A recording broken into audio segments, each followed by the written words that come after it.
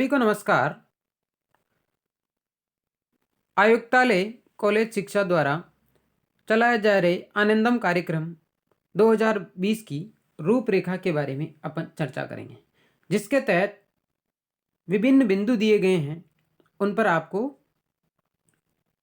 कार्य करना है। आनंदम पाठ्यक्रम नया आपके सिलेबस में सम्मिलित किया गया है। ये स्नातक प्रथम वर्ष और स्नातकोत्तर पूर्वार्ध के विद्यार्थियों के लिए कार्यक्रम शुरू किया गया है। उसके विभिन्न बिंदु है, उसमें से अपन आज नशा मुक्ति सहायता समूह बनाकर लोगों को प्रेरित करना, इस बिंदु पर आपको कैसे रूपरेखा बनानी है उसके बारे में चर्चा करेंगे। मैं धर्मनारायण वैष्णव, असिस्टेंट प्रोफेसर श्री प्रताप सिंह बारट, राजकीय महाविद्यालय शाहपुरा भीलवाड़ा। तो शुरुआत करते हैं अपन। इसके अंदर अपन कैसे काम करेंगे, उसकी रूपरेखा कैसे तैयार करेंगे उसकी, तो उसकी रूपरेखा के मुख्य रूप से 6 बिंदु आपको, जैसे निबंध या सिनोप्सिस तैयार करते हैं उस तरीके से आपको तैयार करना है। सबसे पहले परिचय, उसके बाद परियोजना का उद्देश्य, फिर कार्य का चिन्हित क्षेत्र, लक्षित लाभार्थी, अपनाई जाने वाली प्रक्रिया का विवरण और अंत में सरकारी निकाय या गैर सरकारी संगठन द्वारा प्राप्त सहयोग के बारे में आपको इसके अंदर लिखना है। तो शुरुआत करते हैं अपन सबसे पहले परिचय में बात करें तो आयुक्तालय कॉलेज शिक्षा द्वारा राज्य के समस्त महाविद्यालयों में सत्र 2020-21 से स्नातक प्रथम वर्ष व स्नातकोत्तर पूर्वार्ध के लिए आनंदम एक नवीन विषय के रूप में जोड़ा गया है। इस विषय के पाठ्यक्रम को व्यक्तिगत गतिविधियां एवं सामूहिक गतिविधियों के रूप में वर्गीकृत किया गया है। एक तो आपको स्वयं करना है और एक समूह बनाकर इस कार्यक्रम को आगे बढ़ना है। इस विषय में जो सतत मूल्यांकन, इस विषय में सतत मूल्यांकन पद्धति द्वारा मूल्यांकन किया जाएगा। इस विषय हेतु 100 अंक निर्धारित किए गए हैं।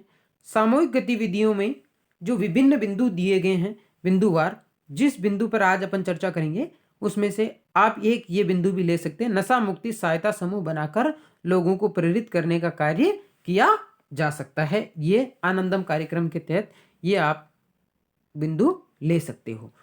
ठीक है, तो ये इसके परिचय में आपको क्या लिखना है, नशा मुक्ति सहायता समूह बनाकर लोगों को प्रेरित करने का कार्य या लोगों को प्रेरित करना, ये आप इसके परिचय में लिख सकते हो। दूसरे बिंदु में आपको, जिसमें है परियोजना का उद्देश्य।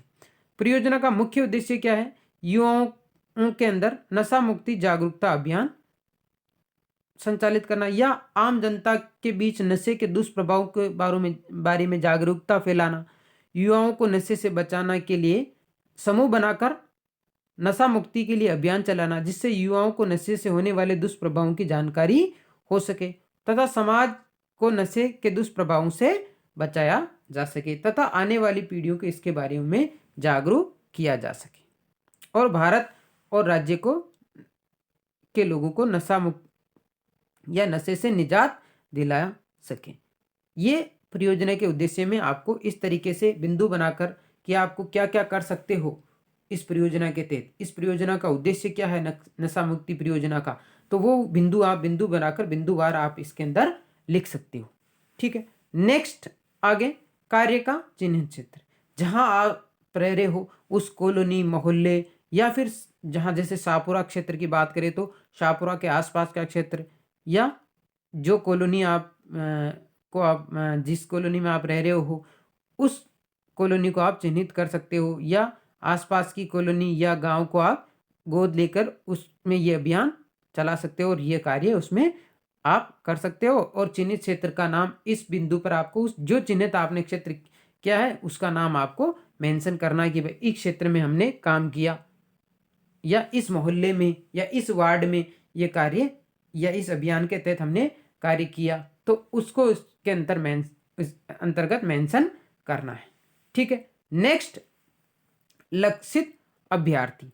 परियोजना का उद्देश्य है कि चयनित क्षेत्र में निवास करने वाले लोगों को इस कार्यक्रम से जोड़कर नशा मुक्ति हेतु जागृति पैदा करना, जिससे समाज, युवा आदि में नशे से होने वाले दुष्प्रभावों की जानकारी फैल सके। इससे चयनित क्षेत्र के युवाओं तथा वहां निवास करने वाले लोगों को लाभ मिल सके, या जिससे उस जो क्षेत्र अपन ने चयनित किया उसमें निवास करने वाले लोगों, युवाओं और वहाँ के आसपास के क्षेत्रों के लोगों को इसका लाभ मिल सके। तथा जिन लोगों को आपने नशे से मुक्ति दिलाई है उनका नाम भी आप एक चार्ट बना के मेंशन कर सकते हो, या उसका वीडियो वहाँ के लोगों की जो आप काम किया है, या लाभार्थी है जिस परिवार को ये लाभ मिला उस परिवार के लोगों से बातचीत करते हुए वीडियो और इस तरह के फोटोग्राफ वगैरह भी आप इसमें अपलोड कर सकते हो, या उन जो चयनित वार्ड है, मोहल्ले हैं, उनकी आप सूची तैयार कर सकते हो। इसके अंतर्गत आप उनकी सूची बना सकते हो। इस तरीके से आप इसके अंतर्गत कार्य कर सकते हो। ठीक है, नेक्स्ट अपन बात करते हैं अपनाई जाने वाली प्रक्रिया। सबसे पहले समूह बनाकर आपको 10-10 का एक समूह बनाया गया है, 10 ग्रुप बनाया गया है 10-10 विद्यार्थियों को। तो उन 10 समूह जो 10-10 का समूह बनाया, उन समूह के जो विद्यार्थी उन सभी को घर घर जाकर या वार्ड में जाकर लोगों का पता लगाएंगे जो इस तरीके के व्यसन से ग्रसित है, या वहाँ जो निवास करते हैं उस वार्ड में या मोहल्ले में वरिष्ठ नागरिक, उनसे जानकारी प्राप्त कर विश्लेषण करेंगे जो क्षेत्र में रहते हैं, और उन क्षेत्र के लोग जो जिससे ग्रसित है उनको इसके दुष्प्रभावों के बारे में बताएंगे। इसके अलावा समाज और परिवार पर इसका क्या प्रभाव पड़ता है उसको आप बताएंगे। इसके लिए आप रैली किसी एनजीओ के साथ मिलकर रैली का आयोजन करना, या पोस्टर या नारा स्लोगन लेखन, इस तरीके का कार्य कर सकते हैं। जैसे नशा एक अभिशाप है और विश्व नशा मुक्ति दिवस 26 जून को आता है। इस तरीके से आप इसके बारे में बता के लोगों को जागरूक कर सकते हो और ये प्रक्रिया आप अपना सकते हो। इसके बारे में व्यक्तिगत व सामूहिक कार्यक्रम के माध्यम से जानकारी दे सकते हो। 10-10 विद्यार्थियों का मैंने बता ही दिया कि व्हाट्सएप ग्रुप बनाया। उन 10 विद्यार्थियों को जिनको ये टॉपिक दिया है वो इस तरीके से ये कार्यक्रम करेंगे। ठीक है, नेक्स्ट बात करते हैं अपन सरकारी निकाय व गैर सरकारी संगठन द्वारा प्राप्त सहयोग। तो इसके अंतर्गत सरकार द्वारा नशा मुक्ति के लिए चलाए जा रहे अभियान का भी अपन सहयोग ले सकते हैं। इसके अलावा महाविद्यालय प्रशासन या आसपास के विद्यालय प्रशासन या समाज सेवी संस्थानों से भी आप सहयोग ले सकते हैं। उनका विवरण, जिनसे आप सहयोग लिया है उनका विवरण इसमें लिख सकते हैं। ठीक है, इसके अलावा आप